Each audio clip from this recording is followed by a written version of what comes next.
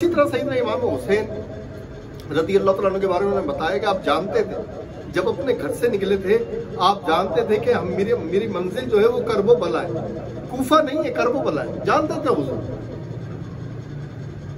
तो जब आप अल्लाह से एक चीज मांग रहे हैं और वो चीज आपको नहीं मिल रही, तो फिर आपको करना क्या है?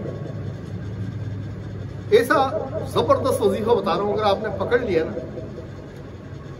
तो समझ ले वो कितने दिन 11वीं रात 12वीं वो हो जाएगा मामला, अगर आपको मेरी बात समझ में आ गई।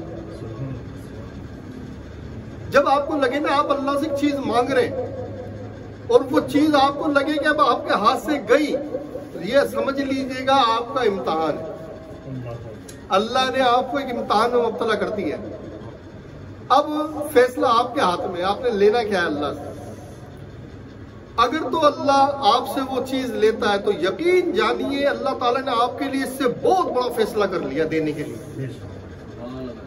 आपने एक मुट्ठी जो मांगी, मिसाल दे रहा हूं मैं, एक मुट्ठी जो मांगी है आपने अल्लाह से, लेकिन अल्लाह ने फैसला कर दिया कि आपको एक पहाड़ जो देगा और ऐसी जो अता करेगा जो कभी जिंदगी में खराब नहीं होगी।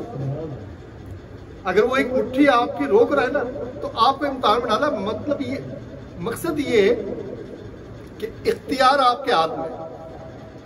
अगर उस वक्त जब आपको लगे कि नेमत चली गई और आपने कहा कि या अल्लाह ये क्या कर दिया, तो अब वो नेमत भी गई और ये नेमत भी गई। क्या कर दिया आपने? शिकवा। अल्लाह ने आपसे, आपने एक मुट्ठी जो मांगी अल्लाह ने आपको नहीं दी, आपने कहा या अल्लाह मेरे साथ क्या कर दिया, मैंने तेरा क्या बिगाड़ा था। अक्सर जुबान से फिर कलमा कुफर भी निकलता है, ये क्यों कर दिया मेरे साथ। तो अगर तो जुमला निकला ये कि मेरे साथ क्या कर दिया, तो वो मुट्ठी जो भी गई। और अगर आपने कह दिया ए अल्लाह मैं राजी हूं इस पे जो तूने किया, आप यकीन करें मुट्ठी जो भी आएगी साथ में एक पहाड़ जो और लेकर आएगी। तो बस वजीफा क्या है इसमें? अल्हम्दुलिल्लाह।